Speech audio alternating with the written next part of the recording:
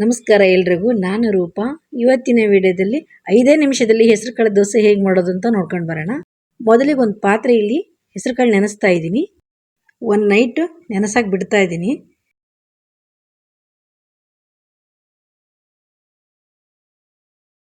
ಒಂದು ಬೌಲ್ ಅಕ್ಕಿ ನೆನೆಸ್ತಾ ಇದ್ದೀನಿ. ಅಕ್ಕಿ ಸಪ್ರೇಟು, ಹೆಸರುಕಾಳು ಸಪ್ರೇಟ್ ನೆನೆಸ್ತಾ ಇದ್ದೀನಿ. ಇವಾಗ ನೋಡಿ, ಒಂದು ನೈಟ್ ಹೆಸರುಕಾಳು ನೆಂದಾಯಿತು. ತುಂಬ ಚೆನ್ನಾಗಿ ನೆಂದಿದೆ. ಅಕ್ಕಿನೂ ಕೂಡ ತುಂಬ ಚೆನ್ನಾಗಿ ನೆಂದಿದೆ. ಇವಾಗ ಎರಡು ಒಟ್ಟಿಗೆ ಮಿಕ್ಸಿ ಮಾಡ್ತಾ ಇದ್ದೀನಿ. ಪೇಸ್ಟ್ ಥರ ರುಬ್ತಾ ಇದ್ದೀನಿ. ಇವಾಗ ನೋಡಿ ಎಷ್ಟು ಪೇಸ್ಟಾಗಿ ಮಾಡ್ಕೊಂಡಿದ್ದೀನಿ. ಇದೇ ಥರ ಸಣ್ಣಗೆ ಮಾಡ್ಕೋಬೇಕು. ಸಣ್ಣಗೆ ಮಾಡ್ಕೊಳ್ಳಿಲ್ಲ ಅಂದರೆ ದೋಸೆ ಚೆನ್ನಾಗಿರಲ್ಲ. ಅದಕ್ಕೋಸ್ಕರ ಸಣ್ಣಗೆ ಮಾಡ್ಕೊಂಡಿದ್ದೀನಿ. ಇವಾಗ ಸ್ವಲ್ಪ ಉಪ್ಪು ಹಾಕ್ತಾ ಇದ್ದೀನಿ.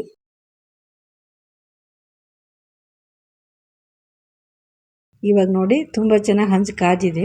ಹಂಚು ಕಾದ್ಮೇಲೆ ದೋಸೆ ಹಾಕಬೇಕು. ಕಾಯಕ್ಕಿಂತ ಮೊದಲು ಹಾಕಿದರೆ ಚೆನ್ನಾಗಿರಲ್ಲ.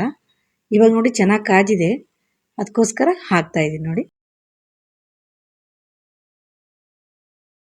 ಮೇಲೆ ಸ್ವಲ್ಪ ಆಯಿಲ್ ಹಾಕ್ತಾ ಇದ್ದೀನಿ.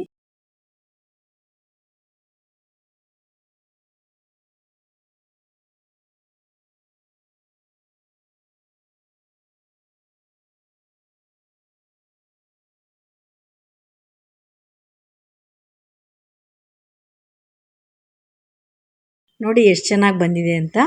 ನೀವು ಮನೇಲಿ ಟ್ರೈ ಮಾಡಿ. ಹೆಸರುಕಾಳು ದೋಸೆ ಹೆಲ್ದಿಯಾಗಿ ಇರುತ್ತೆ.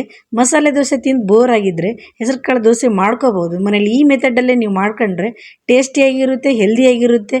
ನೀವು ಮನೇಲಿ ಟ್ರೈ ಮಾಡಿ. Thank you.